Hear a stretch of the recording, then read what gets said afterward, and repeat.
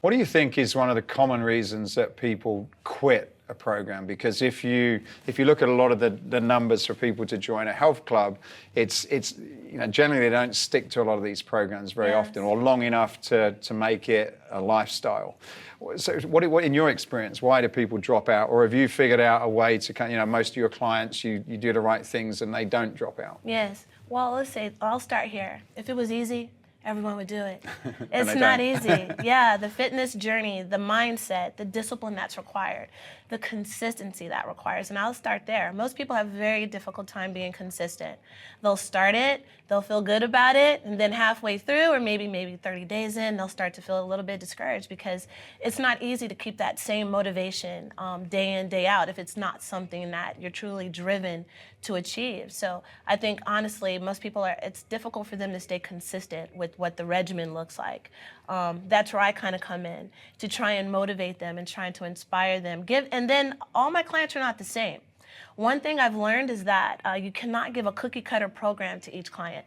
That's why I start every journey with every client with an assessment, to really get to know them, to understand where they're at presently in their journey, what their struggles may be, different things that they're doing currently that may not be working successfully for them. So I know how to create and customize a program for them where they're going to see results, and then expressing that to them. Also talking about nutrition. One of the biggest other problems why people stop is because it's not easy to eat clean and healthy all the time. Guess what? Most people are motivated by their taste buds and what feels good to them. So getting them out of understanding, hey, that's great that tastes good and that's amazing, you enjoy that, but that's not going to help you get where you need to be results-wise. What that's only going to do is create unhealthy weight. We want to kind of get away from that and really focus on the nutrition side and the foods that are going to help you achieve your results. So lots of times, people don't enjoy starting that process as far as the clean eating part of it. But I love creating a meal plan for them. That's another reason why I have the conversation at first, enjoying the foods that they enjoy. I'm like, if you don't like asparagus, don't eat asparagus, okay? There's plenty of lovely vegetables you can choose from. So helping them create a meal plan for them that they enjoy and that they can actually stay consistent with, and then just being that motivation for them, and also holding them accountable. Holding them accountable, that's big. So I think having those components can create a successful journey for someone that's just getting started. A lot of fitness programs miss that assessment component, and Yes. I've been in the space for a long time, and I kind of feel personally it's very difficult to get anyone where they are until you really figure out, or get anyone to get to where they want to go, unless you can figure out where they are. Exactly. For someone that's listening to this and is getting into a program for the first time or trying to get back into one, would your advice be to get a trainer that does have the ability to ask you the right questions, and then to kind of figure out where your entry point into fitness is and how to go from there? If you had to choose one of the most important things for people to do to be successful, where would that sit, that kind of assessment? I love it. So the assessment is twofold. I start with the initial conversation where we talk about their goals, talk about their lifestyle. Once we determine that and they decided it's a go and we decided we're going to move forward, the next assessment starts in the gym, because again, everyone's not the same. So I have to physically assess you to see where you're at, see your endurance, see your stamina, your physical ability, form. There's lots of things that I have to be able to assess first before I can create a successful program for them. So that's the second step, is we head to the gym. And so I put them through a body weight assessment, because that's the biggest thing. I can throw anyone on some weights and some dumbbells all day long, but how comfortable are you with your own body weight and moving your own body weight? So I put them through core movements, and then I do an upper body assessment, body weight, and a lower body assessment. I inform, again, seeing stamina, actually counting out reps to see when they actually start to fatigue. All these things tell me a lot. Checking out their breathing. There's so many different components where I'm able to truly see where they're at, so that I know how to create, again, a successful program for them. Once I understand where they're at, and then the next day, that's when the real work starts. So we start with the cardio component, getting them warmed up, and then we'll go into their total body workout, strength training workout. So it's typically about an hour or so. But yeah, I think the assessment has to happen. When I see trainers that start and they're just throwing someone in there, I'm like, well, how do you know what they're capable of doing if you don't assess them first? So So that part is important to me, and I believe it also helps to build a relationship, a trust relationship between you and your client, so that they understand their goals are important to you and that you really know where they're at. People look at me and they get intimidated. You watch my Instagram, they think, oh, I'm gonna have them in the gym doing what I do. No, everyone starts somewhere, baby steps. It's about progress, not perfection. So being able for them to understand, take your time, we're gonna get where we need to be, and we start here first. And I give them that gentle push while we're training. I don't have to yell at them, it doesn't have to be, something really, truly high energy as far as motivating them, but just kind of coaxing them through it, especially if they're struggling, so that they feel accomplished, and then also high-fiving, you did great, also giving that encouragement throughout the session. And that just, again, makes for a successful relationship between me and my client. It's very important for them to understand it's about teamwork.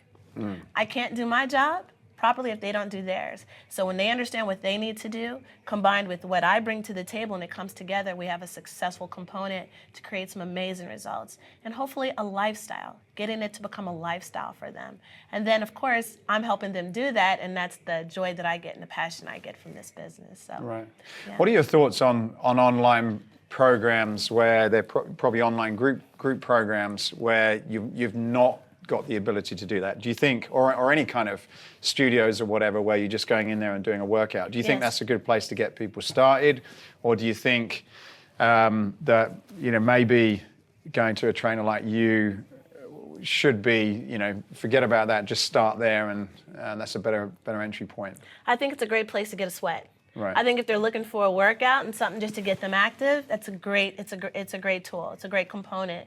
Like Orange Theory, I think, is one of the ones you can go and you just get in this amazing workout. That's awesome. But if you're looking for individualized results, specific results, and you have a goal in mind, that's going to help you as far as building up your endurance and helping you feel like you're being active, because, yeah, you're definitely going to get some results from doing that. But if you're looking to transform, the body transformation, it takes something, I believe, a little bit more specialized. So if you need something like that, then definitely working with a trainer one-on-one that kind of understands, again, what your goals are, what it is you're trying to do, and can create a program for you that will successfully help you achieve your results and your goals, I think is the way to go. So you kind of figure out, if you're just looking to stay active, some people are just already in their journey, and they just want to do something active. That's great. Okay, but again, something more specific, specialized, a whole body transformation, I think that's going to come from working one-on-one with someone that really can help them achieve those goals. Right. What do you think about the craze with things like Peloton, where people are looking at that as a solution for their health and fitness goals? Yeah, again, you're active. You're getting up in the morning or later in the evening or whenever you do it throughout the day, and you're staying active. Cardio is going to help you build up your endurance, so that's great. Riding your bike. Then, light weights, so again, staying active is wonderful. So I love when someone tells me they have a Peloton at home. I'm like, great. So on your days you're not with me, go and jump on that Peloton to make sure that we're staying active, because being active consistently is also important on the journey. But as far as, again, if they're looking for something specific, I think working one-on-one with a trainer would probably be their best bet. But definitely having something like Peloton or something like that at home where they're staying active and they see their bike there, okay, let me go get on that bike. I think that's a great tool just to kind of stay active on days maybe when you're not in the gym. Where did you learn about the assessment? Sounds like it's quite in-depth, and it sounds like, from the people I've spoke to, it sounds like a really great way of getting people started and then being able to progress them. Was that something you learned yourself, or did you do some sort of formal, did you have a mentor to teach you that? I have taken a lot of different tools from people in the industry. I'm a NASM certified personal trainer as well, so I have that understanding. So it's trial and error. When I first started, I wasn't doing assessments. No, because I'm just thinking, okay, you want to do this? All right, great, come on in. And what you learn is that if you don't have a roadmap and you don't have a guide, it's just like there's a saying like a boat. And it has to be navigate, right? So if you don't have your navigation in place first, where is the boat going to go? It's all over the place, right? But if you have a clear focus on your journey, then you know exactly how to get from point A to point B. So I learned through trial and error that having a roadmap or a guide for how I'm going to help people achieve their results was the most successful way to quickly help them get results. People don't want to train for a year. They want to see results pretty quickly. So I could sit and play around with, okay, let's do this or let's do that, or I can just be very clear about what I need to do to help them achieve their results and focus that way. So Trial and error is how I learned to start doing the assessment. And also doing the assessment brings, again, strength to the relationship and trust to the relationship with you and your client, because you feel like, okay, she knows what she's doing. She understands me, okay. And they also get excited that you're going to actually help them achieve it. Okay, so that's kind of how I learned how to do that, was trial and error over the years.